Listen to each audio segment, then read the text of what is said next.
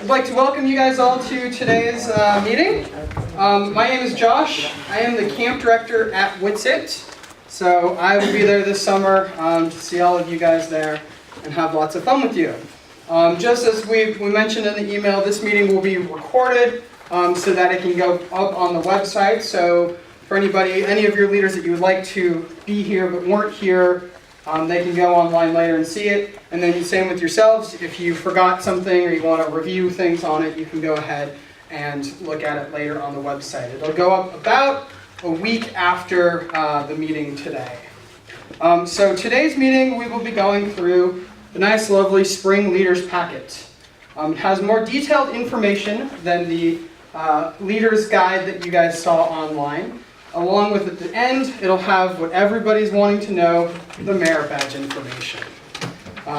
So we ask that, especially if it's merit badge related, let's wait until we get to that section. That way, we hopefully don't have to answer a question early that I will cover later in the book. So with that, we will get started. This guide will also be available on the website on Monday, which is campwhitsitt.org, and it'll be in the forms section. So the link's right up there. It's campwhitsitt.org/summer/forms. It's also referred to in this guide a little too. So moving on, page 4 has a nice little welcome letter which explains what's in this guide. Page 5 has the map of camp, so you guys can kind of get oriented to camp and all that. This page is also, the map itself is also available on the website in the forms section. So you can just download just that if you'd like and print it out for your scouts. We also will have copies available at camp.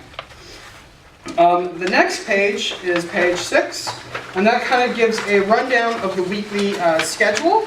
So you can kind of get an idea of what's happening during the week at this meal time. So breakfast is at 8. We do flags right before breakfast at 7:50. Lunch starts at 12:30, and dinner will start. Dinner will have flags before dinner at 5:30, and dinner will start shortly after flags.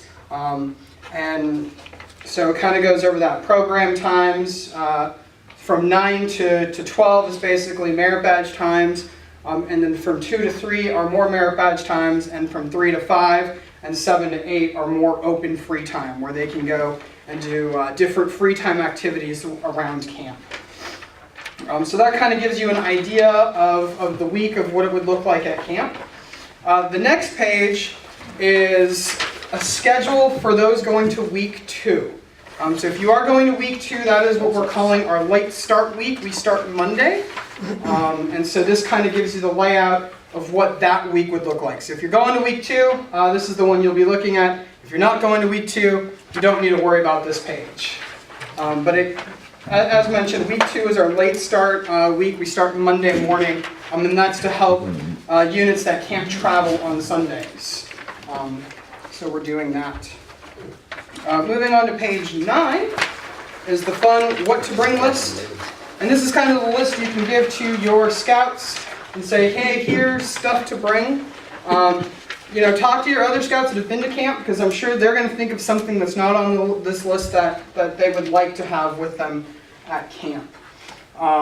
So this is kind of gives you that detailed list. Along with that, there's little stars on the sides of items, and those are items if you forget at home that you can then purchase at the camp trading post. I know I've gone up there on a weekend and I left my toothbrush at home. So don't worry, it happens to the best of us. So that's kind of the list. On the back, page 10, talks about things to leave home. So one of the big things for the scouts is electronic devices. They should leave them at home. If they need a camera, that's perfectly fine. They can bring a camera. We recommend they leave a lot of the electronics at home. They don't need their Game Boys and handheld gaming devices, or used to say when I was a kid it was a CD player, now it's the MP3 players. They don't need those while they're there at camp. Camp is dusty, so they're liable to get dust, dirty, broken, misplaced. So they don't need to bring those things. And the other thing, there is no cell service in camp. So the closest location for cell service is about a 45-minute drive down to Kernville.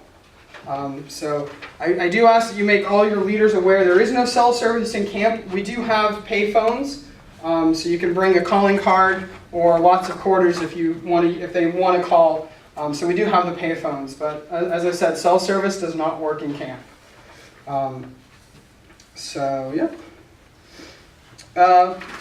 Moving on to page 11, kind of goes over what the check-in's going to be like, and I'll kind of go over that for everybody. So check-in starts Sunday.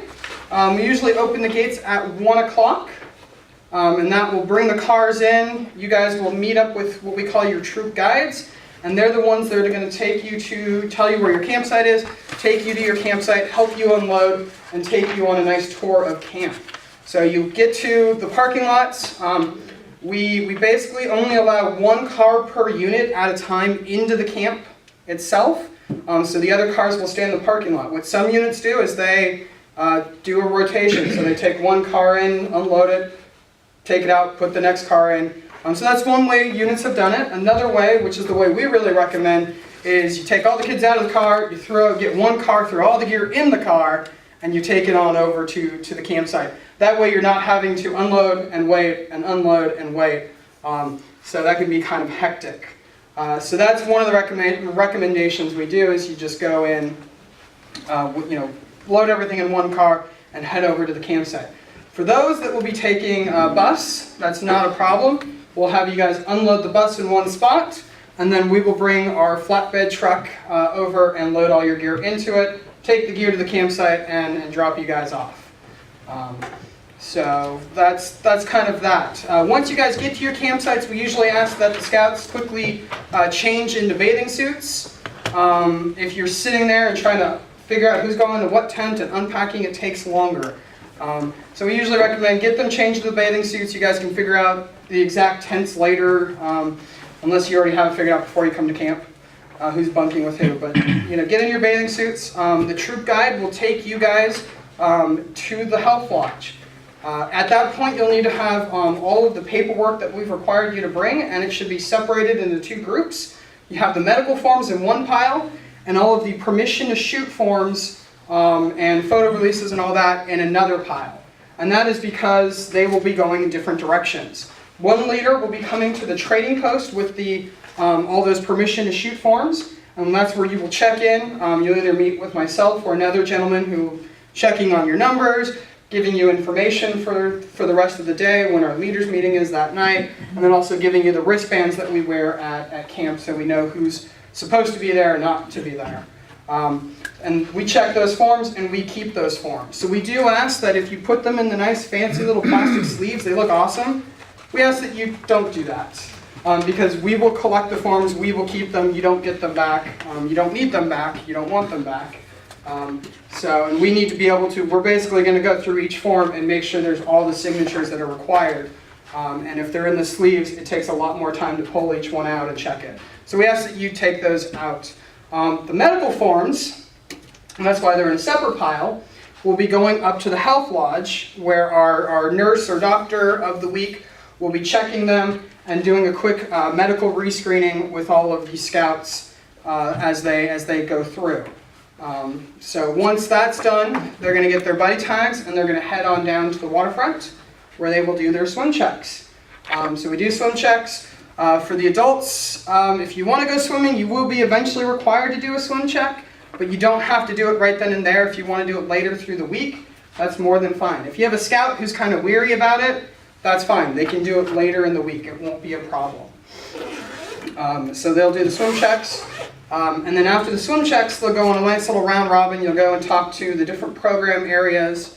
So you'll get a talk from the nature staff, from the shooting sports staff. You'll get a talk from Scoutcraft and High Adventure, and they're kind of just introducing themselves and letting you guys know what their area is about and what they're doing, and what special activities are happening throughout the week for them. So they'll go through that. You'll end over at the Big Top Commissary. You'll get a nice little talk about how our commissary kitchen and dining works.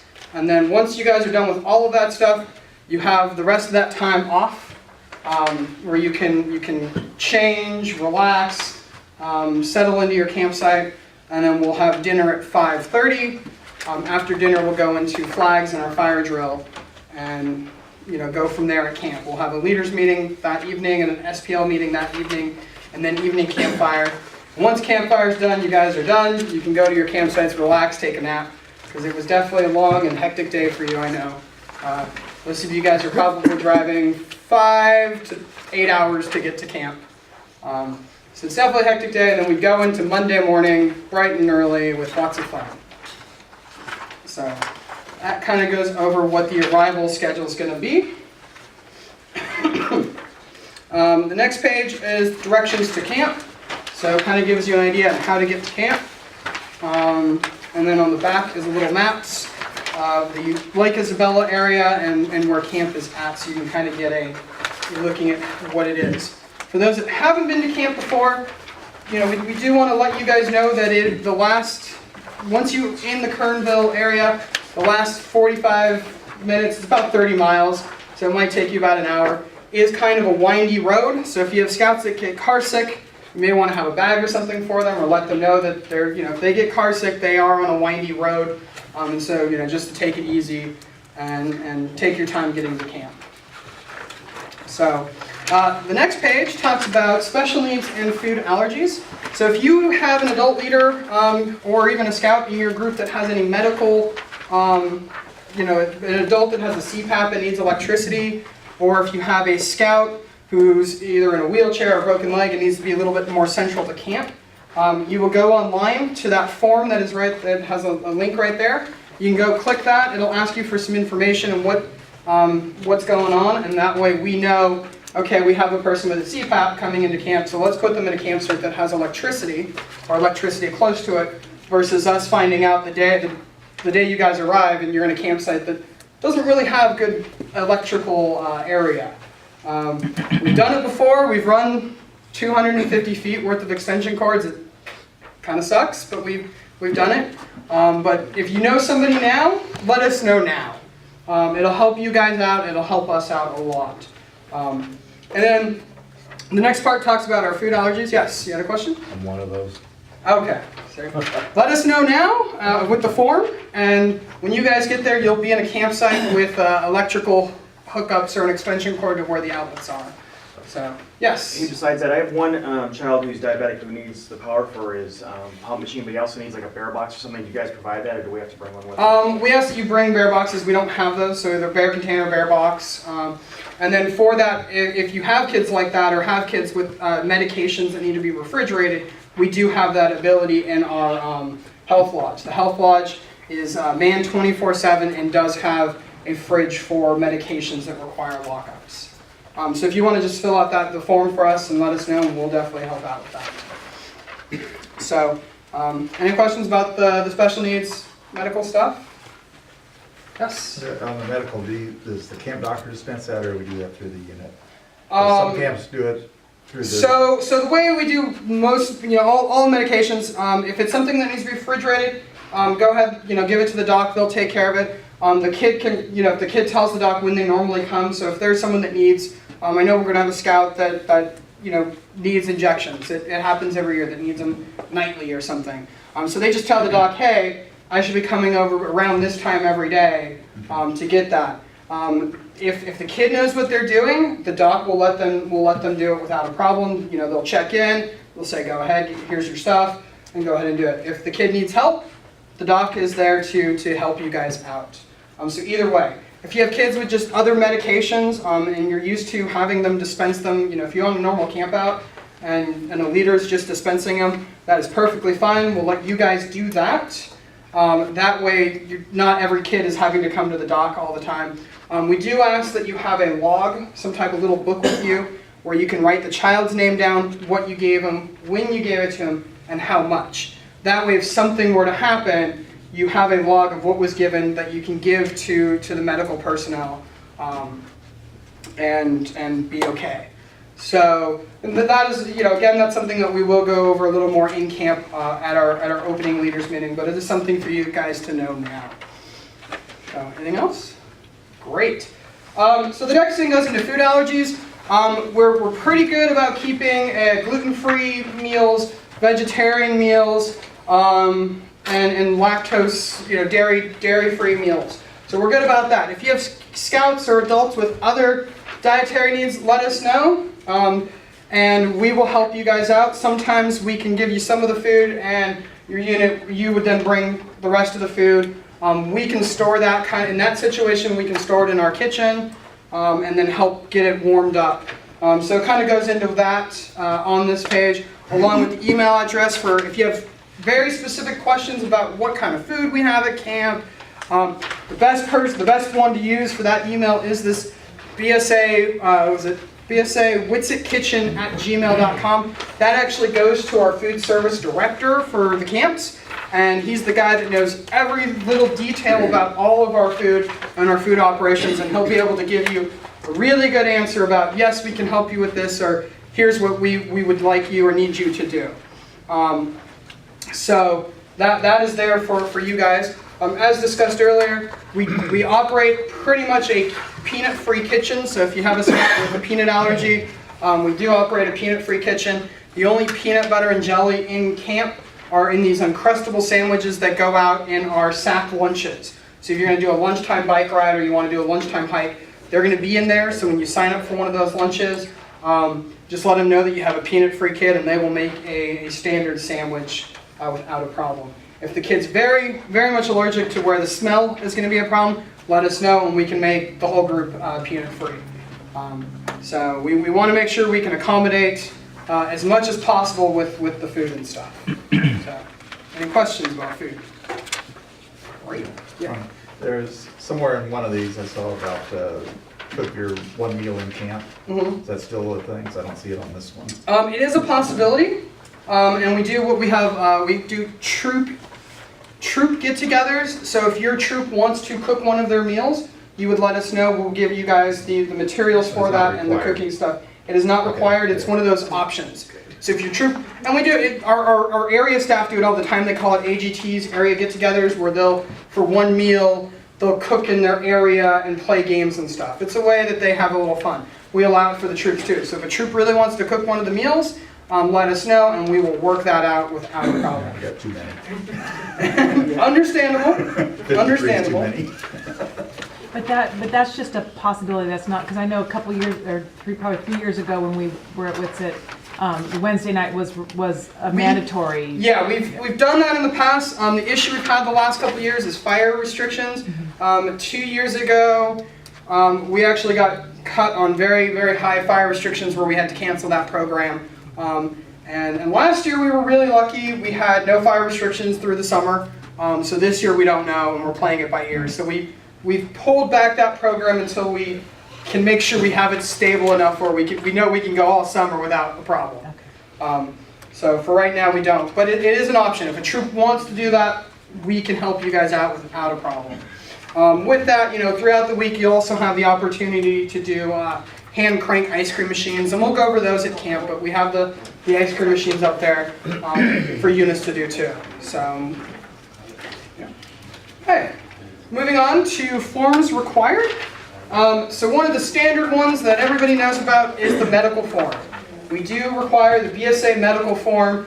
It's the parts A, B, and C, C being the part that requires the doctor's signature. So if your scouts don't already know about it, I'd let them know now. I know with myself, I need to make a call next week to get an appointment for a medical checkup and get the form filled out. If I call next week, I should get it sometime in the middle of May. So I know my office, they're like 2 months out. So please if the scouts don't already know they need to have that, let them know. It does need to have the signature on it from the doctor, does have to be within a year of them coming to camp. So if they got it filled out in June of 2014, let's say they got it filled out June 21st, and you guys are coming July 1st, they need a new form. If it was filled out July 1st and you're coming June 14th, then they will be fine for that time at camp. So the signature from the doctor, them seeing a doctor, has to be within a calendar year. So one of the other forms that we require are the permission forms. We have both leader forms and youth forms. Those will be available on the Camp Witsit website under the forms section, which is that link that's on the top there. And when you go there on Monday afternoon, because we'll put them up Monday morning, you'll see a adult packet, which will have all the adult required forms, and then you'll see a youth packet, which will have the required youth forms. And those are permission to shoot for the youth, permission to participate in full program, and permission for video photography and that kind of stuff. And then there's a consent form saying that they understand the list of rules that we have, and if they break them, some consequences could happen.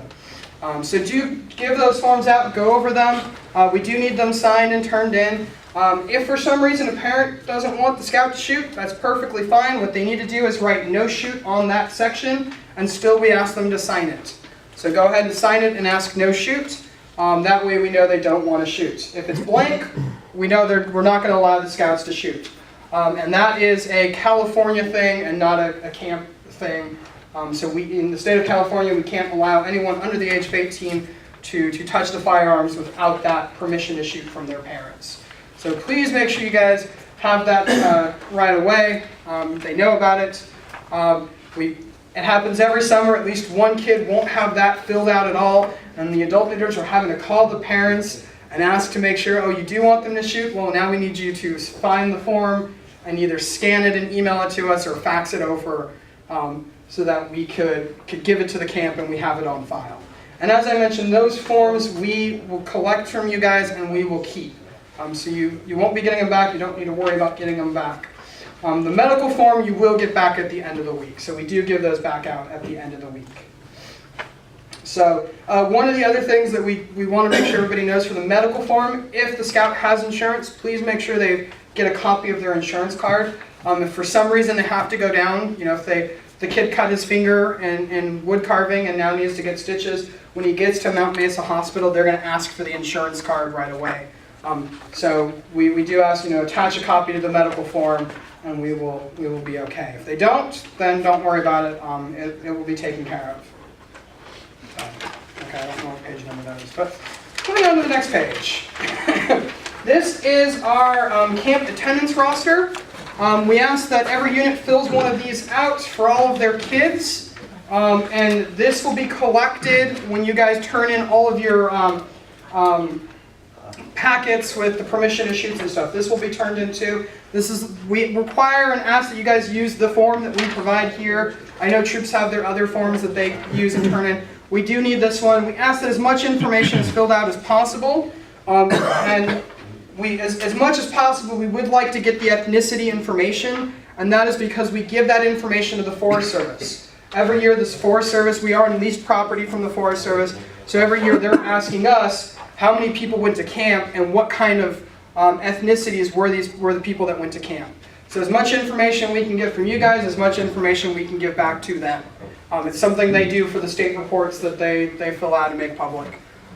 Yes? Is that form digitized so that we can... It is digitized. If you go to the forms page on the WITSET website, there's actually a PDF copy. If you want the PDF copy, there's also an Excel copy for your guys' usage. So if you want to download the Excel one and import them, you will be fine. So yes, we do have that available. It has been asked for over the years, and we do have it there. So that is available. I think it goes that way. The last page in this section is the adult resource form. And this is a way, if you have adults that have, they want to help out while they're there, they're good in a certain area, one of our program areas, or if they're handy with tools or some type of trade and they want to help us out, they can go ahead and fill this out, turn it in when you guys are at camp, and then that way we can say, oh great, we have somebody that maybe knows electricity and we have an electrical thing our ranger would like somebody to look at. So there's those kind of things. We're always looking for some help and volunteer at camp. So this is a form you guys can use for that. So, any questions about that section? Great, we're going to move on. So the next section is the special programs that we will be talking about. So moving on to page 20, we have the Beaver Leadership Training Program. For those that have been to camp before, you might know it as our SPL program, but it's a leadership training program. It's a week long. The scouts, if you would like, you can send them up. It's not required, but it is a resource for you guys. You send them up a week early before they come to camp. They will have the opportunity to work on at least 2 merit badges, maybe more, but we say at least 2, depending on schedules. So they're going to have some time to do merit badges, and then they're going to be spending most of their afternoons doing activities in camp. So we have lots of different activities that a troop can sign up for. We send them on those activities so they know what they're like, and so when your troop comes to camp, they can say, hey, we got up at 4:30 in the morning to go up Sentinel Peak. It's a great thing. The troop's going to do it too, and we've signed you guys up already. So there's that kind of thing. We have a lunch bike ride. They're going to go on that lunch bike ride, so that way they can report back to you guys, the troop. This was a lot of fun. We young scouts to one of the classes and help you guys facilitate who needs to go to where. I know Mondays are very hectic for the adults as they're trying to get everybody to their classes on time, and especially the brand new little scouts who have no idea what they're doing and they're scared because camp is so big and they're so small. So the SPLs are there and they can help with that kind of a thing. Yes, in the back. Is this something an adult has to be there? No. Nope. And then we just have to get transportation for them out there? Yeah. Yeah, so basically, adults don't have to be there. We basically have a staff person in charge of their program, and they're going to be working with that staff person. So yeah, all you have to do is get them up there the Sunday before, and then they can actually stay there through the weekend. So that Saturday, you don't have to drive back up to pick them up, to then go home, to then turn around Sunday morning and drive back up to camp. Don't have to do that. We have staff at camp the whole weekend. We feed people the whole weekend, so the SPLs can stay that weekend. We can make sure if they need to, we can get their laundry done so that they have clean clothes for the following week. We have laundry facilities up there for the staff, and so we can clean their clothes. We'll watch over them for the week, and then when your troop comes in, your SPL's there to meet you guys. They're going to help with the round robin, and they're going to be ready to go. They'll be staying with you guys in your campsite at that point. And that kind of stuff. Yes? Okay, 2 questions. So how do you sign up for that? How do you sign up a boy for that, a scout for that? Is it Right there's a link to the website. And if you go on that, it has more information, and then there's a registration link. So it'll ask you to register. Once you register, you're more filling out a form saying you want to send the boy to the program. It'll be submitted, and once we get it, we'll take it, and then we'll add that to your current registration. So when you log into Double Knot next time, you'll see, okay, we have 1 kid SPL. Here's the money. It's $175. And you don't have to send just 1. If you want to send 2 or 3, more the merrier. And sometimes they do, we recommend at least 2 because that way they have a buddy where they can kind of not feel afraid if they're kind of young and trying to get out of a shell. So they do have a buddy. But if you want to send just 1, you're more than welcome to send just 1, but you can send more than 1. So did that answer your questions there? Is there an age requirement? No. So we probably recommend at least 13, but there is no age requirement. If you have a 12-year-old boy who is very much mature for his age and is the SPL of your unit, that's fine. I know when I was a scout, I was actually SPL at 12 and a half. They don't have to be SPL though, do they? Nope. Okay. Nope. They can be a patrol leader. They can be a boy who's about to come up in leadership rank. So they don't have to be the SPL. They can be someone who you guys as the unit wants to send because they're going to be in charge soon. You know they're going to be in charge soon. Or maybe they're in charge that week at camp. So if it's someone that you want to get a little bit of training for, because you know they're going to be around for a while and be leading the troop at some point or leading a patrol at some point, we'll help them out. So, Thank you. I had a question over here. That was my second question. Okay. You mentioned something about bike riding. So are we bringing bikes? No, we provide bikes. If you want, you could bring the bike, but we don't allow bikes to be ridden around camp. Just the trails and roads aren't big enough for everybody on a bike plus all the walkers. Okay. So for any bike rides, we have bikes that we lend out for those rides. Thank you. Mine's not really a question, mine's more of a statement. We did this at Emerald Bay last year. We sent 2 boys up ahead of time, and I walked off the boat and everything was set up. All I had to do was, they took us right to camp. They had all the week schedules, extracurricular activities scheduled, and it just made life so much easier for the adults. Yep. I can't say enough about the SPL program.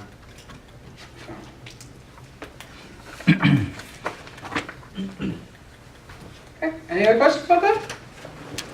Great. Moving on to the next section. So we have, while at camp, we have lots of different awards that scouts can earn. And so this next grouping kind of goes over just a broad thing of them. So we have 2 awards that can be done by just the scout themselves individually. They don't have to be with a group. And those are the Beaver Award and the Flying W Award. The Beaver Award is for the scouts that it's their first time at camp. They're brand new, or it's their first time. You may not be brand new to the troop, but it's first time going to summer camp, and that's the award for them. It's, you know, they're going to do a 30-minute service project. They're going to participate in a couple camp events and learn some skills in the process. So that's the Beaver Award. The Flying W is kind of the next step up to the Beaver Award. It's that second year. And if it's their second year coming to a camp but not Witsit, that's perfectly fine. They can still do the Flying W. They can do both the Beaver and the Flying W if they would like. And basically, the Flying W just takes the Beaver stuff and kind of amplifies it a little more. So it builds on top of what the Beaver is. So these are programs that can be done individually. We leave it to the troop to determine if the scouts have met the requirements. And at the end of the week, they can go ahead and purchase the patches through the trading post.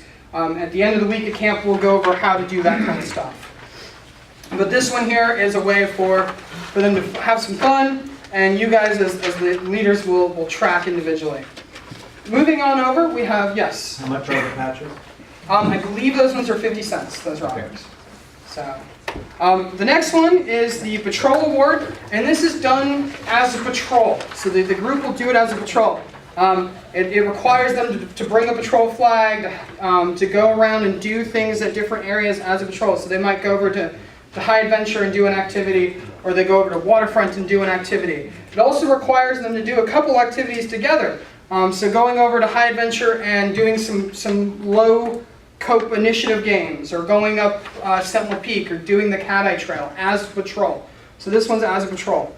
We do understand that some units are small and their patrols that they have back home may not be the ones coming to camp. That's perfectly fine. They're coming to camp, they're a patrol for that week. You could give them a patrol name, let them have a flag, and they can have fun as a patrol. So this one is done as a patrol. Once that you get to camp, there will be a little paper you could pick up that will say how to meet the requirements and who can sign off on the requirements. So some of the requirements, you guys as the leaders will sign off on them. Like bringing the flag to camp, you guys can sign off. And doing certain events, you guys will sign off it. And then other events, either your troop guide will be signing off on them, or if it's going to a certain area, that area is going to be signing off on them. So you'll get at camp, you'll get a sign-off form, which will tell you who can sign off what. And at the end of the week, those are completed. They can be turned in when you purchase the patches, and you're good to go. So we do say though, if you're let your patrols know they're there. If they are interested in those, they should start at the beginning of the week. We do occasionally have scouts, at the end of the week because they're bored and they wanted to do this and they thought, okay, it's Thursday, we could get all this done. They're really pushing themselves at that point. We've had units that have done it, but they're really pushing themselves. This is kind of made where they should be taking their time doing it, having fun. So that is there. The next award is the Troop Award. And this one, if the troop's going to do it, you'll want to sit down, look over the requirements, decide as a troop if you're going to want to do it. And this one you will need to start at the beginning of the week. The reason I say it's a Troop Award is it's requiring everybody's participation. So it's not just the scouts. It will require adults' participation. Bringing your troop to flags for morning and evening colors. For the adults, having the adults participate in some type of adult leader training at camp is one of the activities that has to be done. It's something you're going to want to work on because it does require 50% of your scouts to work on either the Beaver or Flying W awards. At least one of your patrols doing the Patrol Award. So it is an extensive thing, and we want to make sure that if the troop really, really wants to do it, it's there for them. It's not required. These programs are there if you like to do them, but they're not required, so you don't have to do them. So that's the Troop Award. If you turn the page to 25, we have fun for the adults too. We have our Adult Award. So we understand you guys are coming to camp, and we want to make sure you guys are having fun, because if you aren't having fun, why are you coming to camp? So we have the adult award for you guys there. And you know, some of it's like go to a training. Some of it is really silly and fun. So you know, spend 5 minutes suggesting improvements at camp. Attend a Scoutmaster meeting. Volunteer in a program area. There was a fun one in here. Where is it? Number 18. Here we go. Take a nap safely one afternoon. Okay? We want to make sure you guys are having fun too. And I know on a long day, a good 15-20 minute nap is great. So it gives you the opportunity to. Yes? Number one, how do you occupy a staff member, or is that a company? Huh? You just go up to them and talk to them. Okay.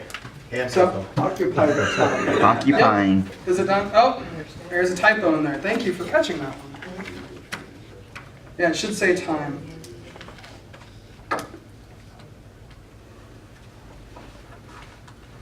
Okay.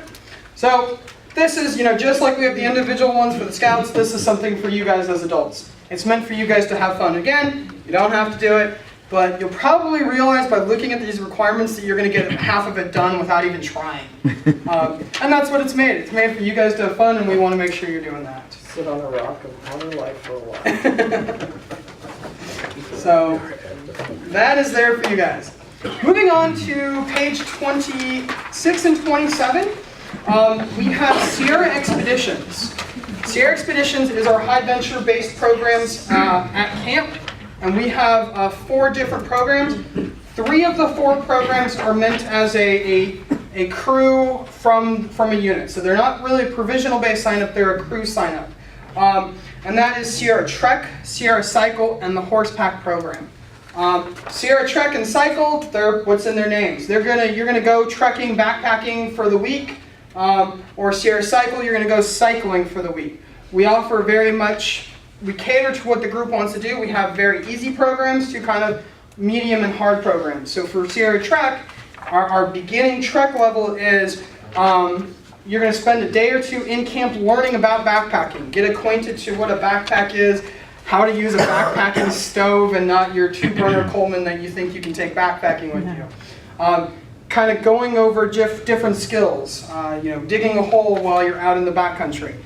So that kind of stuff. So we have a very basic, simple one. You'll spend a couple days in camp learning these skills, and then you'll go out into the trails, do maybe 5 miles a day, 6 miles a day for 2 days or so. You learn the skills, now you got to use them. Because that's the best way to remember things you've learned, is you got to use the skills that you've learned. So that's one of the things. And then, like I said, it goes medium, hard, based on what the groups want to do. Sierra Cycle, if you've ever tried to do a long-term cycling trip, you know how much of a problem and pain that can be with trying to have a chase car and figuring out how your gear is going from point A to point B. We take all of that out for you. You'll get on a bike, you'll have a day pack which will have your water and it'll have your lunch. And everything else is in a trailer that we will basically drop off at one campsite. You guys get there, the trailer's there, it has food, water, all of your sleeping stuff. You stay at that campsite for the night, you pack the trailer up, you head out on the trail, and while you're gone, the trailer gets picked up and taken to the next location for you guys. So we do a lot of that work for you guys. You don't have to worry about it. You're more than welcome to bring your own bikes, but we can also provide bikes for the group. And again, just like treks, we have an easy one, a medium one, and a hard one. So it's all what the group wants to do. I'm going to skip CPT for a minute, move on to the Horsepack program, and then I'll go back to CPT. The Horsepack program is a week-long horse outing. You guys will come into camp Sunday just like a troop, Monday morning really early. I have to get you guys to the location by 7. It takes us about an hour, so we'll be getting up at 5:30 so that we can get you guys a little bit of food before we head you out. We take you out to a pack company. It's called the Golden Trout Wilderness Pack Train Company. And you will get there, you'll unload your stuff, and pretty much as soon as you get there, they're already packing the pack mules that'll go with you guys. So they're already packing all their gear, they'll pack your gear, you're thrown on a horse and you're out. You're gonna go out, I think it's about a 10-mile horse ride to their outpost camp. where you will then learn all about horses, how to take care of them, how to saddle them, how to brush them, how to feed them, how to clean up after them. So they're doing all those skills. You will be eating great food. Because they're using pack meals, they can bring in food that you wouldn't usually take on a long outing trek. They have ice chests that they bring with steak. They do Dutch oven cooking out there. So very much like a chuck wagon would have been, that's kind of food they do for you guys. So you do that, you're out there, you come back Thursday night, Friday they have a review, you have a nice breakfast in their main camp, and then we come and pick you up and you're back in the camp Friday afternoon usually. And for those, it can be, you can do it as a venture crew, you can do it as a troop. If you do it as a troop, the boys will have the opportunity to earn the Horsemanship Merit Badge. So that's the way they can earn the Horsemanship Merit Badge. So that is there and available. And then our last one is CPT. This can be done as a group or can be done as a provisional. So if you have a scout, it's meant for those older scouts in your units that have been to camp every year. They have everything at camp or everything they want to have at camp. And they're going to be the ones in your campsite sitting there playing cards all week, doing absolutely nothing but annoying you because they're not going to class. This is a program for them. They will leave camp Monday morning and they will be out of camp until Thursday or Friday. You won't see them while they're out. They're going to have the opportunity to do some biking, some trekking, some hiking. They'll do some of the high ropes course stuff, leave no trace training, and they're out of camp seeing what the forest is around us. So they get to do a little bit of everything in our Sierra programs, and they get to have a lot of fun. So those are different opportunities either for this year if you have people at home that haven't signed up and because they don't want to go to camp, and this might be something for them. We also do them every year. So if you guys are interested and hey, maybe next year you want to get that crew together to come out and do one of these activities. They're there for you. So we just wanted to let you know about those different programs. Yes? Couple questions. First one, is there additional cost for these high adventures? The high adventures minus horses are the same.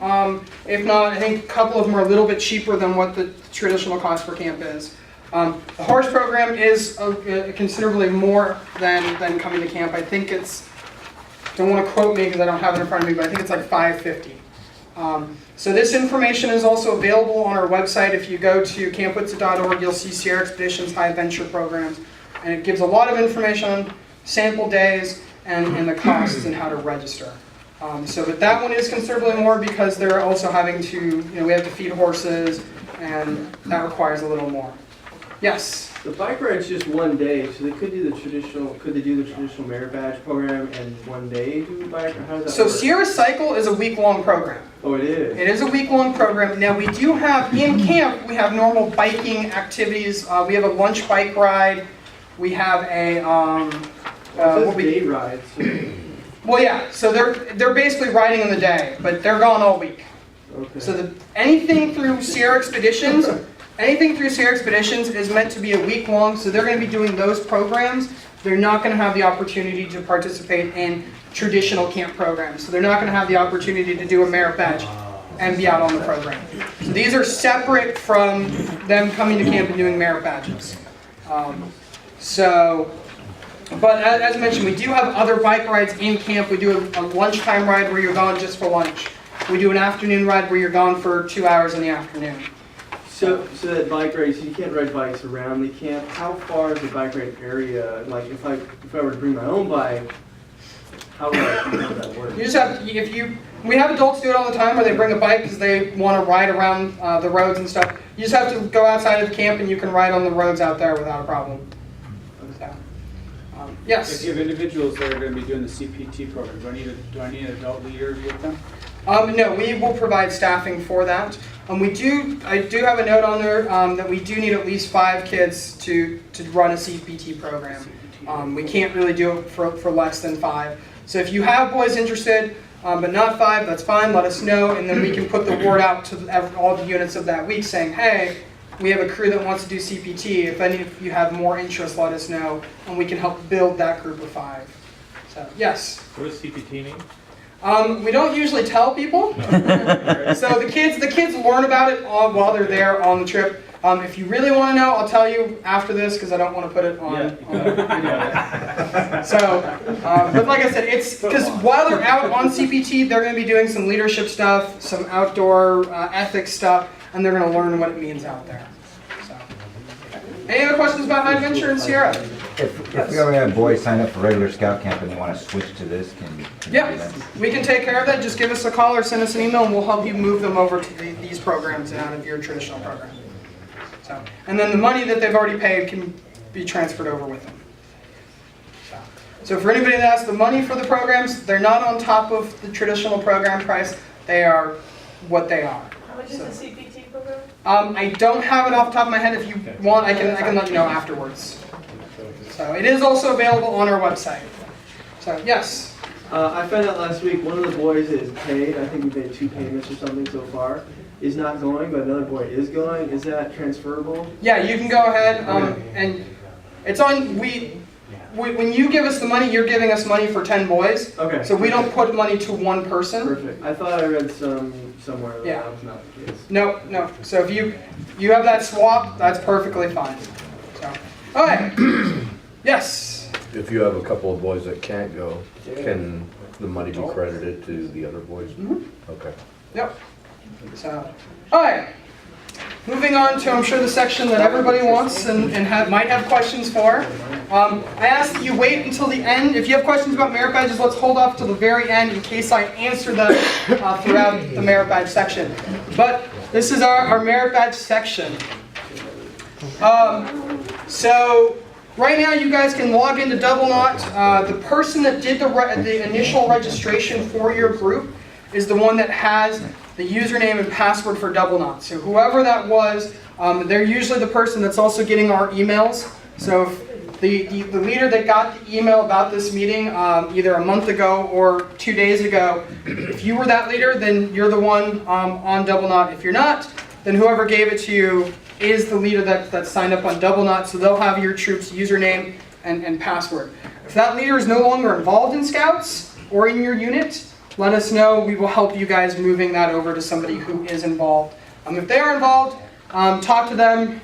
We've had units in the past say, hey, one person started it and you want to kind of help, you can just go and usually they'll take the help. But they're going to be the person that has access to Double Knot. They're going to be the ones that can do the merit badge signups online.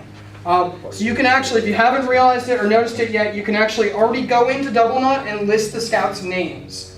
So you can already put their names in and have them in there. Our online registration for the actual merit badges start April 15th. I'm going to tell you guys now, we don't count classes. So you don't have to feel the need to rush on it at 1 a.m. on April 15th to sign people up. No, 12:01, yeah, you're right, 12:01. You don't have to do that to yourselves. We don't believe in capping classes because we feel that if a unit signs up late or is just, they're a small unit, they're not ahead of the game, that punishes them. We don't want that. So if a class gets huge, we'll either add another session or we'll split it up and have a couple people taking that session.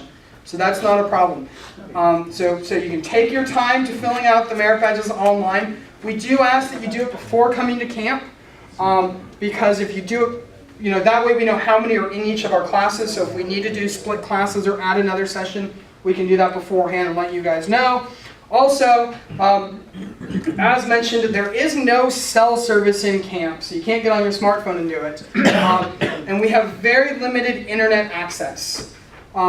We, unfortunately, are still on satellite internets up there. We don't have an awesome T1 connection to go into. But because we're on satellite internet, it's very slow, sometimes slower than dial-up. And we also have daily bandwidth caps. So if we go over a certain amount of bandwidth a day, we lose the internet for a 24-hour period of when we went over the cap. So if we went over the cap at 1 p.m., we lose it until 1 p.m. the next day.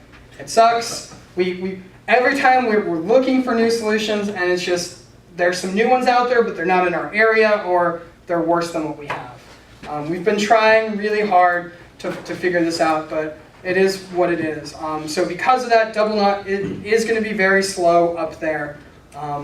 And it's recommended you do it beforehand. That way you don't have to worry about it. We do have, because we don't have, because we're on satellite, we don't do Wi-Fi connections for people. We do have 2 computers up there for the adult leaders to go into, check your email, do double knot signups, do communication back home to the units. So we do have that. It is a limited access. So let your leaders know now that is a thing. If they do need to have Wi-Fi or internet because of work, the closest place is in Lake Isabella at the McDonald's. How far is that? About an hour from camp. Oh, okay, 2 hours. Yeah. So, and we have had adult leaders in the past make the drive to do it. So I'm actually doing research. There's another place in Lake Isabella that's not a McDonald's. It's called Nelda's. It's a nice little diner that I think has Wi-Fi. We're checking up. It's actually better food than McDonald's. So if you really want to go into town, that's the place to go. There is a Starbucks, one of those Starbucks kiosk places at the Vons in Isabella. But I don't think they do Wi-Fi, so. But yeah, so sign-ups for merit badges are April 15th is when they go live, and they're going to be available through your time at camp. So you can go leisurely do them. Don't feel you have to rush right away. So we don't do blue cards. We do these merit badge completion reports that we then give to you guys, and you can get back from us easier. So just to let everybody know now, we do it. Every counselor we've worked with coming to our camps knows what we do, and they're fine with it, and they take them. If you have any problems with them, let us know. We'll work with you guys without a problem. Yes. Completion report, is it like a master report that has all the boys listed? So at camp, you'll get one of those that has all the boys, and that's so you can do a fixing. Yeah, it's a checking one. When you get the finalized, they'll be coming in the mail. Usually a week after you guys are at camp, they'll come in the mail, and they'll be 1 page per boy. So. Actually, I think a couple years ago, they didn't even send them in the mail. We got digital copies, and then we had to print them out for our scouts. Okay, we definitely send mail. We can also do digital if you would like it. Just let us know. We can do it. But we do send out copies. And you send them out to the person who's registered. Yep, and we'll be going over that at camp when we're closer to the end of the week. That way, those that are up there can figure it out. So if we need to change an address, we can change that without a problem. So like I said, we'll go over completion reports at the end of the week. I just want to make you guys aware that you don't need to worry about bringing a giant stack of blue cards and making sure that somebody has filled them all out. And I remember when I was a scout going to camp, we had a fill-out party where all the kids sat at the table and had to put our addresses on 4 or 5 blue cards. It was a lot of fun. I remember those days. So yeah, just letting you know you don't have to worry about that. The rest of this packet, we'll have our, kind of goes over, we're going to have a merit badge difficulty chart, the merit badges and their schedules, the prerequisite form, and then the proof stuff. This packet will also be available online in its own downloadable PDF packet called the merit badge packet. So it will be online Monday, so that you can even just print that one part of the packet, give it to your scouts, or even your scouts can go online and print it out and do it. So moving on to the next page is the merit badge difficulty chart. And this is what we see, based off years and years of scouts taking our merit badges. This is what we see their difficulty being. This is a guideline recommendation. It's not a set in stone. And what I mean by that is if you look down on some of them, like a level 3, we recommend that the scout is at least 13 years old.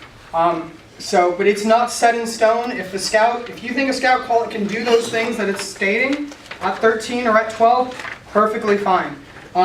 So we have 1, which is, any age. It's very easy merit badge. Anybody can really do it as long as they do the work. A 2 is usually scouts a little bit older, and they're going to require a little more work. Like one of them is fishing. It's going to require them to go out and do some fishing. So stuff like that. So that's a level 2. 12 or above is the recommended. Like I said, this is a recommended age. It's not a set in stone. So if an 11-year-old wants to do fishing, he can do fishing. So let your parents know that too. I'll probably get at least a handful of phone calls anyways. But the ages are not set in stone. We then have level 3A and 3B. 3A, I gotta make sure I read these right. Yes, 3A involves study skills, writing skills. It's going to be your merit badges like environmental science, where they're going to have to write a couple reports while they're at camp. So it's going to require them to do some sit-down homework. I know we're at camp, we're out of school, homework, fortunately it will require them to do some sit-down homework. So that's the 3A is the sitting down doing homework thing. 3B is a skills thing. 3B ones are kind of like canoeing merit badge. And that's because you got to jump out of your canoe, jump back in your canoe at one point. Another point, you got to jump out of the canoe, flip the canoe all the way over. And if anyone's ever sat there at waterfront and watched a poor little 11-year-old kid who's very small, he struggles a lot with it. So that B is kind of a physical thing. So it's just to let you guys know that it is out there. You may not want to let that 11-year-old little boy try and do canoeing. Now you have that 11-year-old who's the size of you because he grew large. That could be fine for him. So these are just recommendations that we want to give you guys. They're not, like I said, they're not set in stone. Yes. So if we make these recommendations and a scout is still insistent on trying it, then at camp can we make adjustments, or is that? Yes. Okay. It happens all the time. Johnny jumped into the water, decided it was way too cold, and now doesn't want to do fishing or want to do swimming at 9 a.m. He wants to do it when it's warmer outside. That can be done at camp without a problem. We're used to it. Okay, I assume so. I'm just making sure. Yep, that is not a problem. So if the scout really wants to do something that they, it's just to let them know, if they're going to do this, this may be a harder merit badge. It's going to take a little bit more of their time while at camp. So just kind of let them know about that. And then again, the level 4 is kind of like the highest. It's going to require quite a bit of work. One of those on there that you commonly see now is a lot harder is archery. About, I want to say it's almost 5 years ago now, they changed the archery merit badges, the archery merit badge, and made the shooting requirement an extra 5 yards. It doesn't sound like a lot, but when you have a little 12-year-old boy who is pulling back a 20-pound bow and shaking, going another 5 yards on top of what it already was is a lot for them. So when that change happened, when National changed that, we saw our pass rate that year go from what usually was about an 80 or 90% pass rate down to a 50% pass rate. So we want to let you guys know, these are merit badges based, the recommendations are what we've found over the years being helpful. The level 4 is going to take a lot of time, it's going to take some work, some skill, and we want to try to help you guys out with that. Our goal is to try to get every boy to complete all the merit badges they're working on at camp, so they don't have to go back home and find a counselor for it and then do the extra work. I know some of them will be easy to do that with, like camping. If they don't have the 20 nights of camping, finding a counselor back home for camping can be easy. But trying to find a counselor back home for canoeing may not be as easy. So we want to help you guys with that. The next sheet is our merit badge and activity scheduling sheet. This is the sheet you give to your boys, and they fill out what they want to do. And then you take it back for them, and then you can go and put these into Double Knot. So this is a way, so you don't have to get a piece of paper and write, okay, Johnny, what did you want to do again? Just give them this form here. It tells you all the classes that are happening at the times that they're happening, and they can fill them out and then turn them back into you. The other thing you'll notice is they're broken down by areas. Those areas that they're broken down to is where you will find them in Double Knot. So when you go in Double Knot to put, or whoever goes into Double Knot to put the merit badges in, when they go in there, they're going to go click on waterfront, and all of the merit badges listed in the aquatics area here are going to be the same in there. So it's another way to help you guys out. The areas that they're listed, those are the areas that are teaching those merit badges, and when you come to camp that week, that's where you can find them. So this lists merit badges. It also lists under non-merit badge activities. We have adult leader training on here, and that will cover for the adults, that will cover Scoutmaster and Assistant Scoutmaster specific training and introduction to outdoor leadership skill training. So that's another thing that your adults can sign up for in Double Knot and have that too. We also have COPE.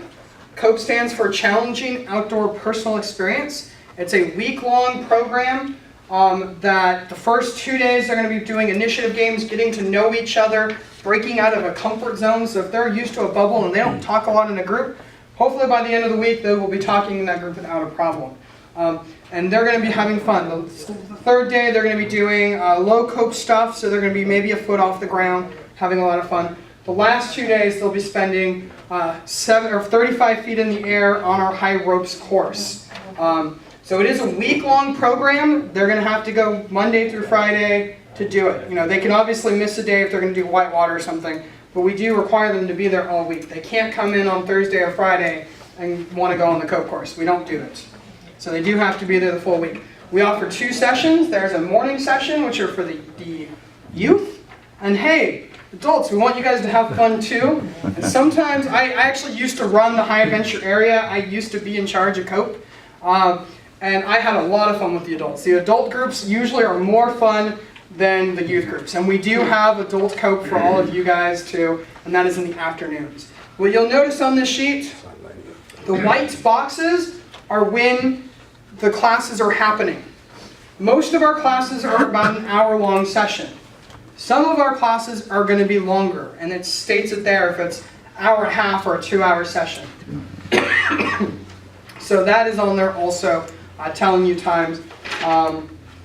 The other one on there, towards the very bottom in Scoutcraft, is our Trail to First Class program.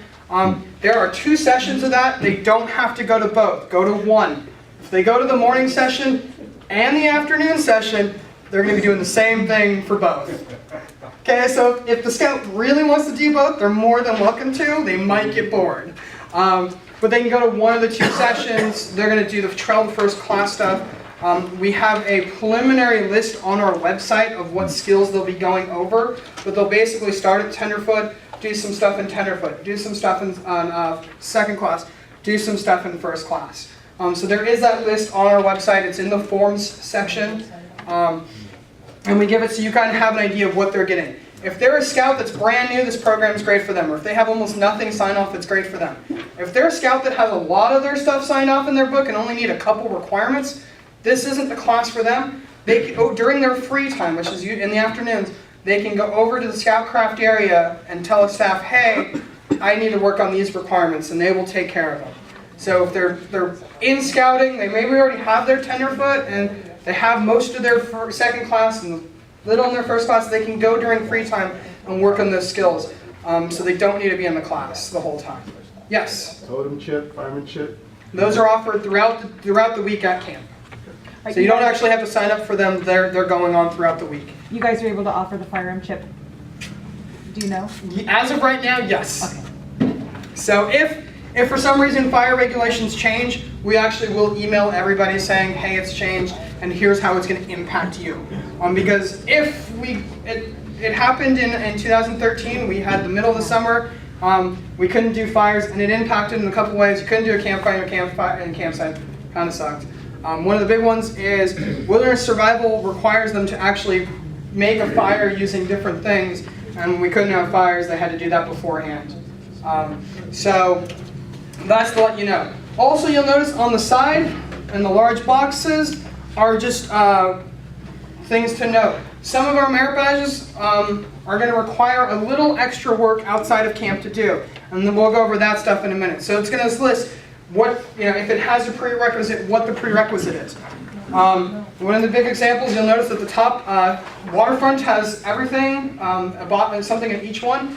For you to take any of the Waterfront merit badges, you have to pass the BSA swim test. So that's one of the requirements that's there. If you want to take life saving, you have to do swimming first.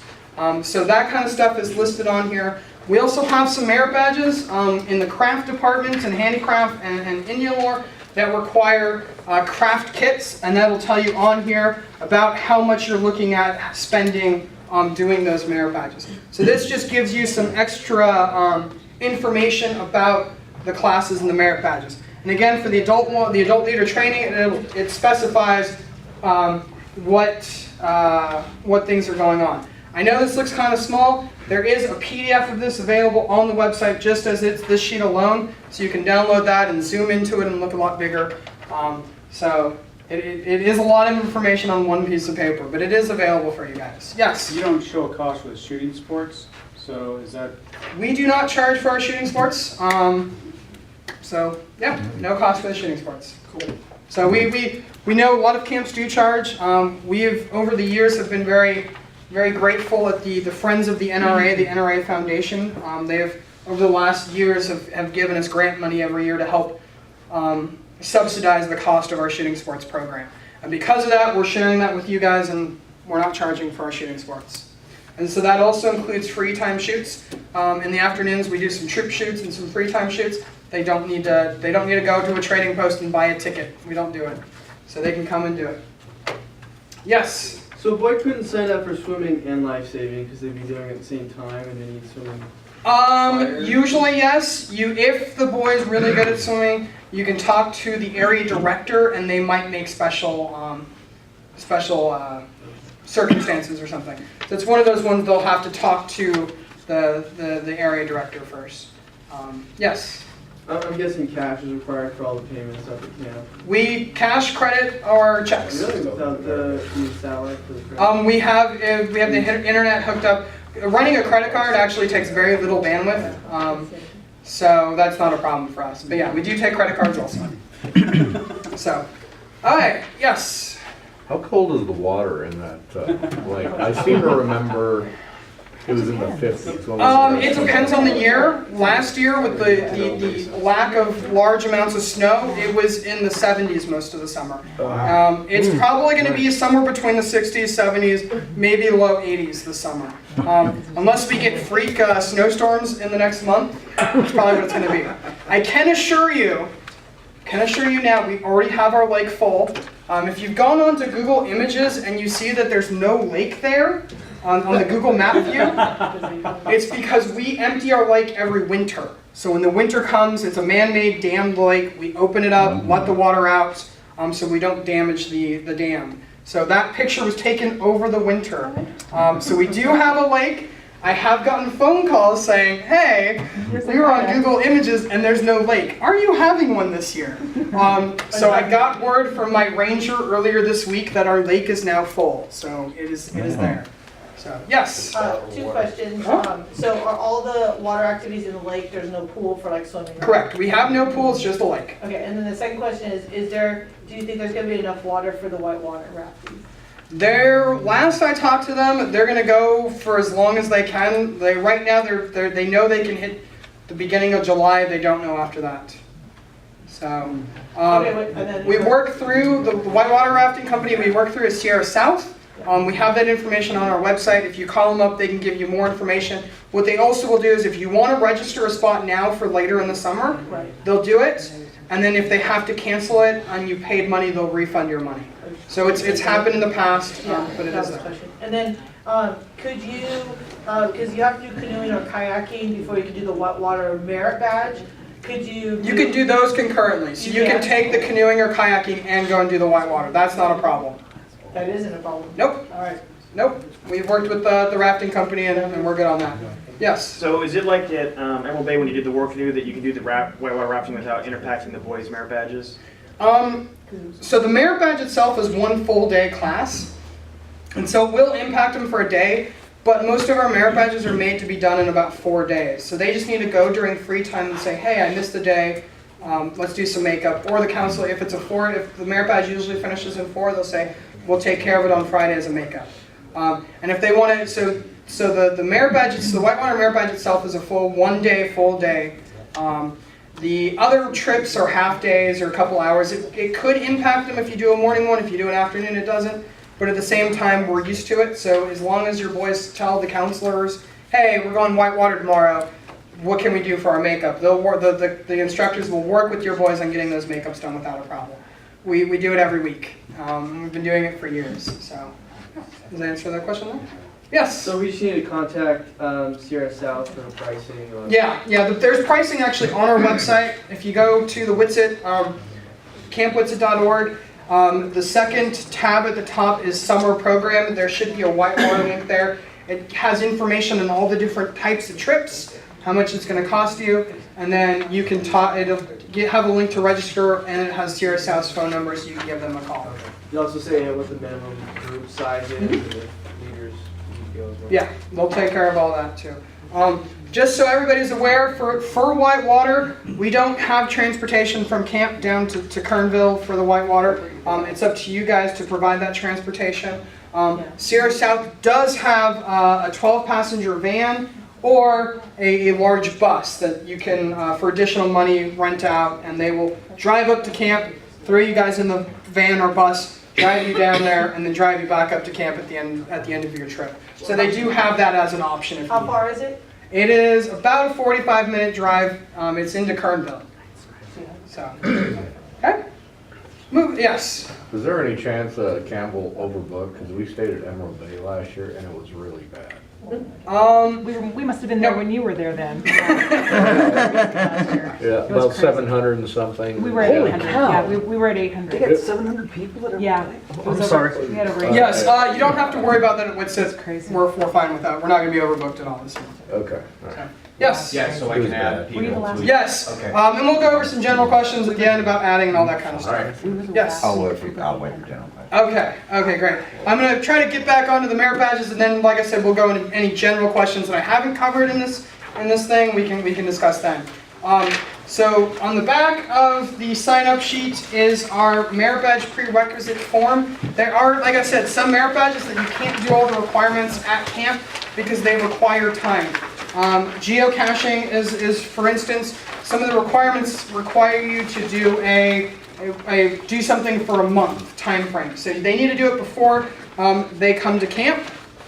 And again, camping is another one. They have to do 20 nights of camping, and they have to do some activities. So on here is the form. It lists what requirements are prerequisite. And what you do is if the scout has met the requirement, you put their name. You have the scoutmaster, or if the scoutmaster is not at camp, the rep for the scoutmaster, sign it, date it, circle the one. We ask one of these for each merit badge that they're putting in for. And that's because they will take this form, turn it into the merit badge instructor, and the merit badge instructor holds on to it so that they can put it into their stuff and have the proof. Well, you will also notice some of our merit badges, they have, besides just having this piece of paper signed, they're going to need to do a little pre-work. And that's what we call the proof page. That's the next 2 pages after this that goes into each of those requirements that require extra proof. The reason they do that is if you read the requirement for some of them, like American Heritage, it wants you to do some work and then discuss it with your counselor.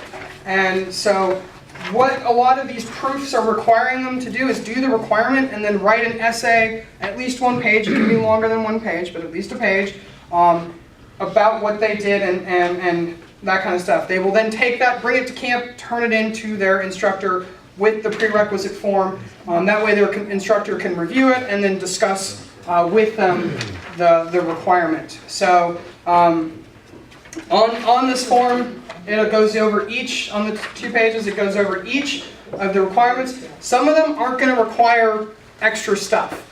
Camping is a big one because it's present yourself to your scoutmaster. It's those kind of things that it doesn't need anything extra besides you signing the prerequisite form and telling us. But some of them, like I said, American Heritage, the first requirement is to select a topic in the current events or news, and then in an essay, at least 1 page in length, write what it's about, so what the event is, and how it affects America's culture and stuff. Another one in there is that wants you to do a family history, talk to your, kind of lay out your family's history, why they came to America, and how things in America have affected their the history of the family. So we've, over the time, have been realizing that some of these merit badges, they require a little bit more work, and that's what this proof page goes into. So it's going to talk about those requirements. In order to get signed off for the prereq, they have to have these proof pages. Okay, they have to have the proof pages along with the form. So if they have the form, but they don't have the pages to go with it, if they didn't do the work, unfortunately, it's not a signed off requirement. At camp, we're not here to just hand out merit badges. We're here to make sure the scouts have done their requirements, have learned something, and have earned their merit badge. So that is the proof form. That is there. And again, this is going to be, all the merit badge stuff is in its own little merit badge packet that the boys can go online, download, or you can go online, download, and print out for them. So that kind of goes over the proof stuff. I had a question there. Yeah, can they sign up for these merit badges if they haven't done the prerequisites and have to get partial and complete Yeah. afterwards? If basically the prerequisite form's there to let them know that if they don't do them, they're going to automatically get a partial. And if they're fine with that, that's perfectly fine with us. They don't have to do it to take the merit badge. So we've had kids before that don't meet all the requirements to camping because they haven't done 20 nights, but they want to do all the other work. So they do the work, they get the partial, they'll go back home, find a counselor, give them the partial saying, here's what we've already done, here's my 20 nights of camping or whatever I didn't do. And that's perfectly fine. So they don't have to, they can take the merit badge without doing the prereqs. They'll just automatically get a partial. And we just want to let them know. So if they don't do the prereqs before camp, they're going to be getting a partial before camp. So, okay, yes? Sorry. Understanding that some of the merit badges are obviously a lot more important than others, like first aid and swimming, you know. I just want to be clear about the requirement, because we had a merit badge fair where one of my scouts completed everything, but he could not get the first aid merit badge because he did not get the tenderfoot, second class, and first class first aid requirements signed off. Now, here, it looks like you have to be a first class scout to earn that. Either Is that correct? first class or they've completed those requirements already. Okay. So if they've already completed all of the tenderfoot, second class, and first class first aid requirements, they just need to, you as a leader sign off, bring their book showing that they've done it, and they're good to go. So they don't have to be first class, but if they haven't completed those requirements, we really recommend them not doing the merit badge then, because a lot of for first aid's a big one in that it builds off those basic things. So if they haven't done the basic requirements, then they're not really going to be able to learn as well through the merit badge. So that probably would be one of those merit badges that I would say they should have the prerequisites done before doing the merit badge. Yes? You mentioned bringing their books to camp. If they're doing the Trail to First Class requirements and stuff, should they bring their books to camp and so the counselor can sign off on the books, or? We don't sign off on the books. Okay. So yes, this is on there for you guys. So it's contact information. As I said, as we get close to the summer, I usually recommend that you send an email because I will probably be answering, especially once I'm at camp, I usually tend to answer emails at 11, 12, 1 o'clock in the morning when I have time. And I really don't want to call you guys at 1 o'clock in the morning. It's not a good thing. So that is available. We also have, you're more than welcome to call the office here. Someone will hopefully be able to answer your questions for you. Once we get to summer, we have our summer camp phone number on there that you can go ahead and call, and somebody will be manning the phones throughout the summer to help answer your questions. So I say that's once we get close to summer, we usually say about June 12th is when that phone will be manned almost all day by somebody. You can also call that number and leave a voicemail, and we'll get back to you as soon as we can. But really, the camp number is great for the summer. I don't usually recommend calling it right now. That's because it'll usually go to voicemail or go to someone that'll say, I can take your information and give it to Josh or someone at the office, or hey, call the office, they'll be able to help you out. So the number, the camp number is really good for the summer, not this time of year. And then on there's also the Camp Whitsett address, so if people want to send mail to the Scouts at camp, they're more than welcome to. The camp address is there. We ask that you put the troop number, the week number, and the boy's name. That way we know where it's supposed to go. We usually also recommend that if parents want to send a care package, send it a little bit ahead of time. Usually, so if you're used to mail, going from one part of California to another in a day or two, I usually say add at least 1 to 2 more days to that to come to camp. We are in a rural area, and so mail's a little slower up there. So we'll take a couple extra days. We've had troops before have their parents send the mail a week before. It gets up there before you guys are there, that's fine. We'll hold it until your troop comes. And hey, now you have a ton of packages for your troop. So that is a possibility. If people are going to send stuff that are boxes, we recommend either USPS or UPS. We've had issues in the past with FedEx. Sometimes our packages come and get to camp via FedEx. Sometimes they end up in Bakersfield or at Sierra South and have to get up to us some other way. So we recommend UPS or USPS for postal deliveries. And then the last page just talks about the camp. The camp is available year-round for troop usage. If a troop wants to come camping for a weekend or extended time, you guys are more than welcome to, and there's more information about that on the back. So that goes over the packet. Now I have the general question and answer time. The one thing I will go, because I know it's going to come up already, is adding boys. Yes, we understand that this is probably about the time we're starting to get new Webelos or new scouts that were Webelos and now they want to come to camp. All of our weeks are still available for adding boys. It's not a problem. On the Camp Witsit website in the forms page, you will see a reservation request change form. If you fill that out, we can go ahead and add those boys to your reservations without a problem. So that answers, I think, that one. Questions? Right here. I noticed in the online guide it talked about bear bags and stuff quite often. Is that required in all the camps? So we will have bears this summer. If it's like last summer, we'll probably have bears about the 2nd to 3rd week in June, and they will be very hungry. So they were last year going through, you know, if a kid left their day pack in their tent with some trail mix or something, they went through and got it. So we recommend bear bags or bear canisters. Bear bag is something super simple. Bring some rope, and you can use a stuff sack to your sleeping bag for your bear bag. And last year we were actually recommending it not just in the evening, but anytime somebody was out of the campsite to have their bear bags up. Our bears are kind of lazy, so they go through campsites, they see an ice chest, they know what an ice chest looks like, so they'll open that up and have fun. They won't be ripping into your car. So if you want to keep something in a car, they're not going to be taking your door off and having fun in your car. They don't do that. Now if you have a convertible with the top down, they might jump in the front seat there because there's no door to worry about. But they're not going to open up a car. But we do recommend, highly recommend bear bags or bear canisters of some type. Our campsites do not have any bear containers, so you do want to make sure you're aware of that now and you bring what you need for that. Actually, the bigger problem is mice. If the scouts have food in their tent, mice come in and mice, and then we call, actually worse than bears, we call them mini bears, aka squirrels. Yeah. Oh, Those last year we were actually our kitchen. Anytime nobody was close to around it, we had to make sure all the doors were closed because the squirrels were literally running straight in and trying to steal a chip bag or whatever they could get their little grubby paws on. So squirrels are actually worse. As she mentioned, mice and squirrels are notorious for chewing in bags, even for a wrapper. So if a kid has a wrapper to the candy bar he just had, tell him to throw it away. There's trash cans in the central camp.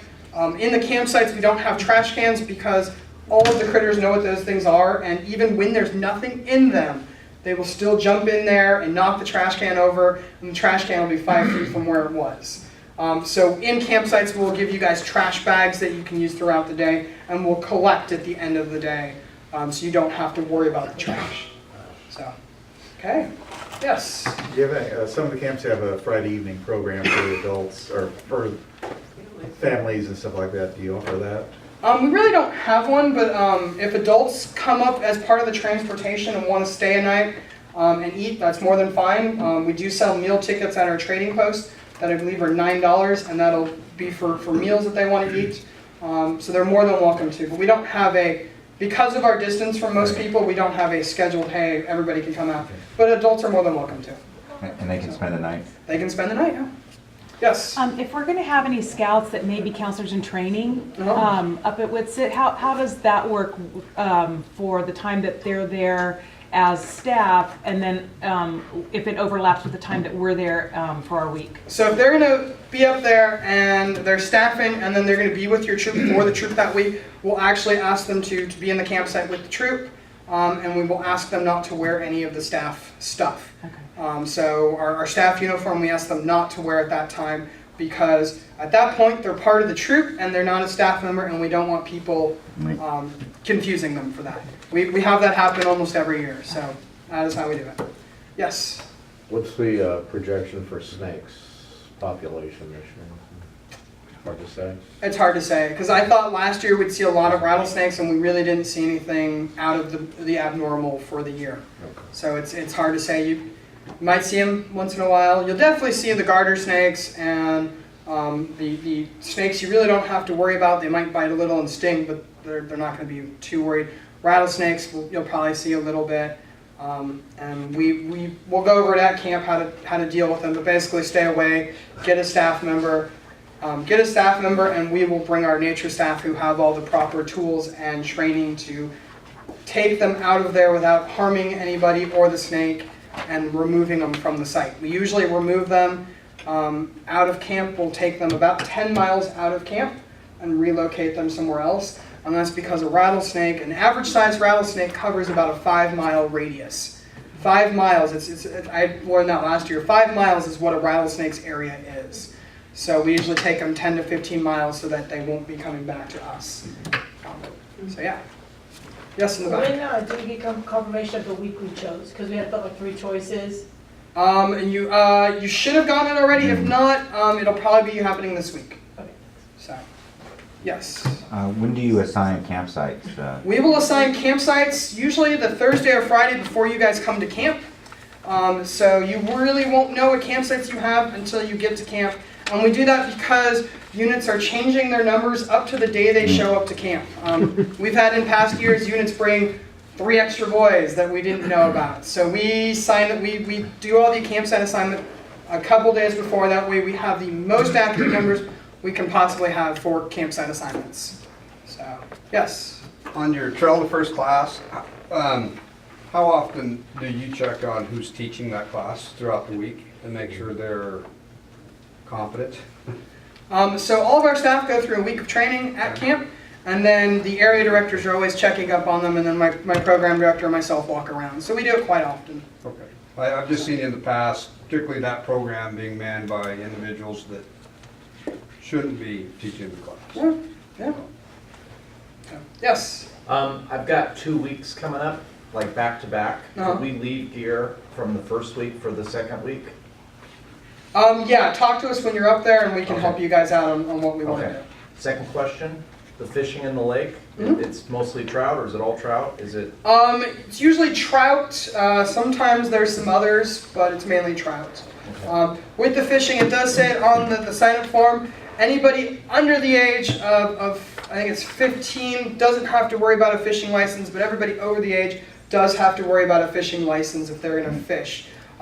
The camp might be somewhat private, but the water and the lake itself are open, public, and we haven't seen them in the recent years, but we have seen them years ago where the fishing game might occasionally walk down the rivers through camp asking for a fishing license. And it's catch and release only, correct? It's catch and release unless you plan on eating it. So if you're going to eat it, go ahead and take it. But if you are going to catch it and the scout's going to catch it and then put it on the side there and then leave after they're done fishing, then we ask that you release it. We do ask that you, for that, we ask that any fishing hooks that you use are barbless hooks. It's sometimes hard to find barbless hooks, we understand. All you need to do is take a pair of pliers to the barb on the hook, squeeze it in, and now it's a barbless hook. So, but we do ask to use those because it'll usually come out of the fish a lot easier than the barbed ones. And that way we can release them and they're still alive. Yes? Can you explain a little bit more upon this blue card, the completion report? So basically what you'll get from us is a piece of paper. It'll have our letterhead, our Camp Witsit watermark. It'll say the boys' names. So it'll say John here, he completed fishing, camping, and environmental science. And at the bottom it'll say partial. He got a partial in astronomy. It'll list the requirements that he completed on the partial. So you'll get one of those for each of your boys. So, and then you just take those, just like a blue card, you'll take that and you take it into your office and they'll take care of it. So when is that given to us? Is that given to us So like on you will Friday get or? Friday evening, and again, like I said, this will be gone over at camp, but Friday evening, you'll get a preliminary report, which will be in a couple pages. It won't be one page per scout. It'll have a couple scouts worth of information on a page. And that way, you can look at it, see that Johnny had got a partial in camping here, but you know he did the requirements, or he says he's done the requirements. So you can make those notes. Saturday morning, At the Trading Post porch, we'll have our directors there for every area where they can fix any problems. Those problems, we'll take them, we'll get them fixed, and then usually a week after camp, you will get a envelope in the mail with the final copies. It'll also have a little letter in there saying thank you for coming to our camp. If you have further problems, how to get those further problems taken care of. So, yes. Do you have scouts who take medications? Are those all kept within the health lodge? So they are kept, if they need to be locked up or they need to be refrigerated, then yes, they will be kept in the health lodge. If they're medications that you would normally dispense on a weekend, then we will let you guys take care of that. So, yes. Yeah, we have a father-son that are going, and he handles his medication. And that is perfectly fine. Okay. So whatever way makes it easier on you guys will make it easier on us. Okay. So, yes. Do the campsites have their own bathrooms or? Campsites will either have an outhouse or centrally located to them you will find a porta potty. Those aren't showing up on the maps right now because they change throughout the year. But there will be porta potties centrally located to all the campsites. Is there designated adult shower areas? You'll notice on the map there are 4 shower buildings. Every shower building has 2 sides. One side is the designated youth side. The other side is the designated adults side. And they will have signs on them. Yes? Anything that gives you approximately how many tents in each campsite, or? It kind of changes. Okay. If you have a certain question, I might be able to help you We out. have But about 26 or 27 tents. yeah, we have campsites that are that big. Okay. So we have campsites that can serve up to, I think our biggest campsite can serve almost 70 scouts. And what is that? Tillamook. Tillamook? And then Paiute and Teton, which are on the far side by the High Adventure area, are also bigger campsites that can usually fit about 50 plus. So I guess we'll be walking. Possibility. Yes. Are these like cots or? So we have 2 styles of campsites. We have a tented campsite and a wilderness campsite. The tented campsite is, as it's in its name, the tents are provided. They're the traditional BSA wall tents on wood platforms with 2 cots and mats per tent. So you will have those. And then we have our wilderness sites, which they're kind of in the name. We don't have tents in those campsites. You will be required to bring your own tents. If you have questions about that and you're not 100% sure, on Double Knot it'll tell you if you're a wilderness or tented. Check that before you come to camp, because the worst thing to have happen, you all are laughing now, but I'll tell you a story in a minute. The worst thing to have come to camp is you guys are signed up as a wilderness site, but you thought there were tents and you didn't bring tents. I say that because I remember in 2012, myself and my commissioner friend basically had to scourge or go all over camp finding tents to set up a new campsite because a unit thought they were signed up as a wilderness site. It said in their reservation that they were wilderness, but they thought that they were getting tents with their campsite and they didn't bring tents. So please, if you're unsure, check that. And if you are signed up for the right thing, great. If you're not, let us know and we will help you fix that now so that you know how you're coming to camp and what you need to bring. Oh, yes? If we're over in Teton or Paiute, how long is the walk over to the Big Top? Probably no more than about 15 minutes at the most. Okay.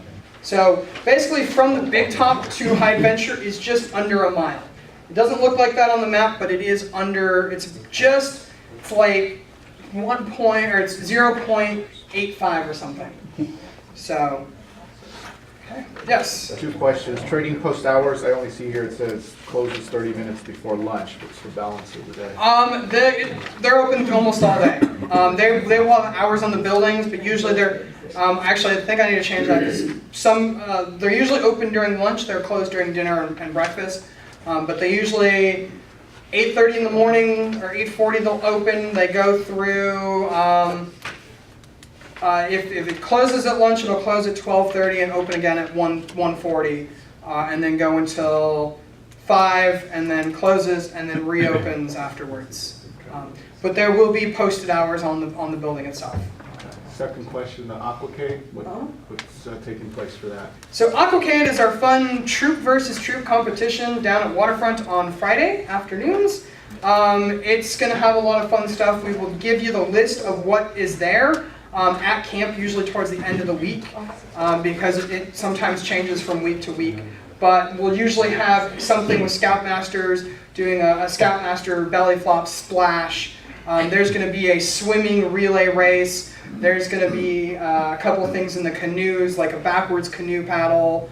And that's paddling in your canoe backwards with your hands.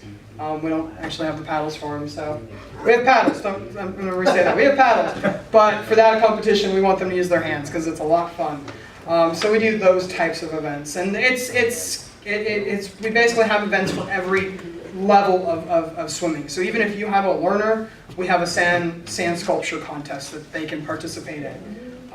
So it's kind of out there for everybody to do. And again, that will be, you'll get more information about that at camp towards the end of the week. Yes? How are the roads going up there? The dirt roads, It's- high clearance vehicles? Or It's paved until you get to camp, and then at camp it's a dirt road, but you don't need to worry about high clearance vehicles. If anybody got here and saw the little blue Honda Civic, I drive that, and that's what I drive to camp every year. I even drive around the camp sometimes too.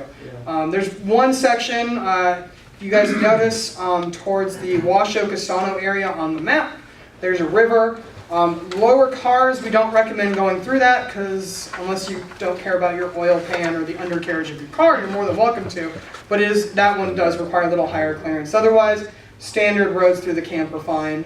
They're paved. And the road from Kernville to camp is paved. Okay. And another question, if we're swapping leaders kind of midweek, is that...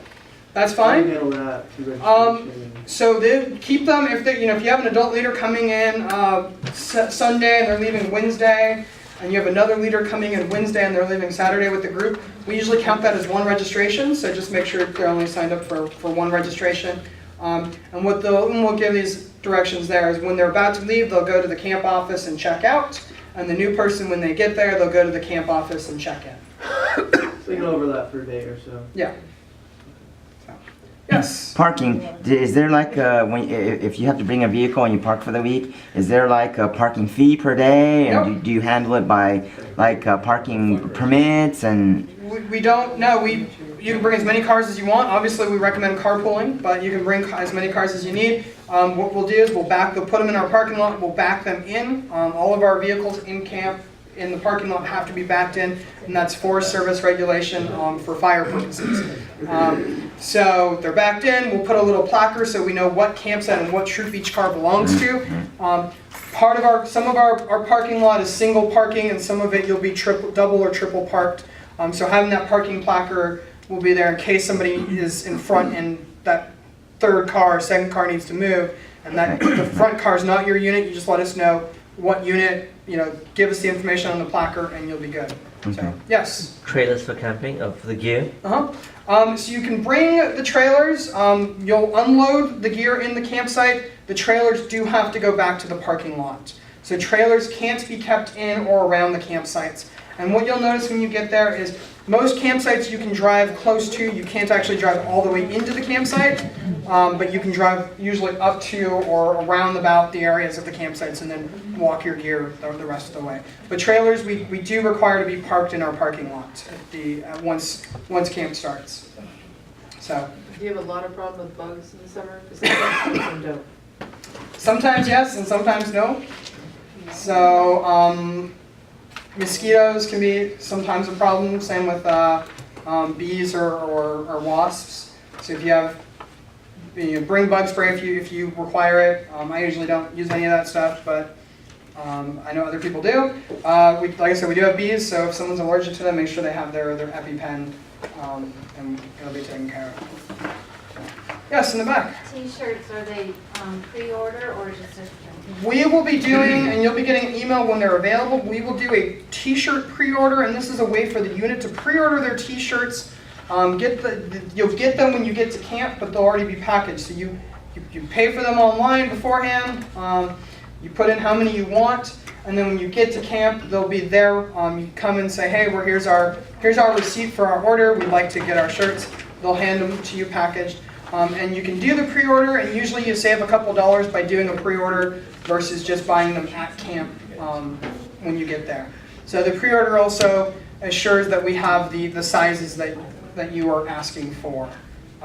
So we'll order X amount of shirts, and sometimes towards the end, a size might be running very low on. So if you're interested, the t-shirt pre-orders will be available most likely sometime in April. And again, once they are available, we'll send the leaders an email about it.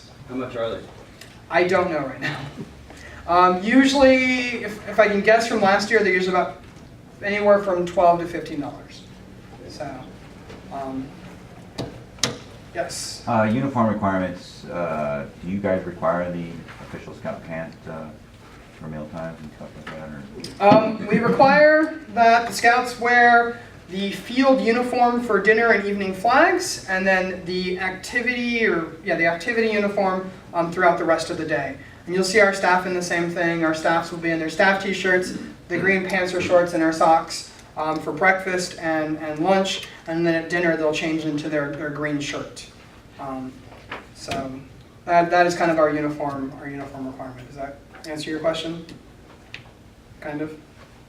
It goes into what your troops uniform. We're not as strict on, well, everybody has to have the green pants if your troop doesn't require the green pants. I think that might better answer your guys' question. What about like neckerchiefs and slides? It's up to your troop. So we do require at least the tan uniform shirt or green uniform shirt, depending on what your unit is, for the meal. But anything extra is up to your troop's uniform policy. So the neckerchiefs, it's up to your troop. The same with the hats. So, yes? Josh, for mailing, make it 4 days. I work for the post office. Okay. It ain't gonna happen. There you go. As he said, 4 days. Usually, if you mail something on Wednesday or later and expect it to get there by Friday, it won't. It'll come usually that Monday after, and we'll see the thing, and we'll write return to sender, and it'll go back. Right. Mail it by Friday before you leave. Yeah, that is a good recommendation. And like I said, Get there by Wednesday. Yeah, if you mail it on Friday, they'll get it by Wednesday. I mean, just from our personal experience, we've had parents that have sent a ton of candy and food and stuff like that. On one hand, if you have scouts that are dealing with homesickness, it makes it worse. And then the second thing is it brings in the critters. And there's so much candy and food and stuff at the trading post, they'll definitely get their fill. So we try to actually discourage our parents from sending anything. They really don't need it. It's only a week. Yeah. As you said, we've had kids get a 10-pound package of candy, and they're trying to figure out how to eat the candy before the week's over. It happens. And if it's chocolate, it's going to melt. Yeah. It is going to melt. It will be warm up there. The days an average is usually mid-80s, high 80s to somewhere in the mid-90s. It varies. Some weeks will be in the hundreds, other weeks won't. It'll vary. We usually have at least one full week of 100+ degree temperature, and then it evens back out to 90s. We were there that week. Yes. What our troop does as far as the mail and stuff is we have the parents give us all the mail before we go, and they put what date they want us to give it to them.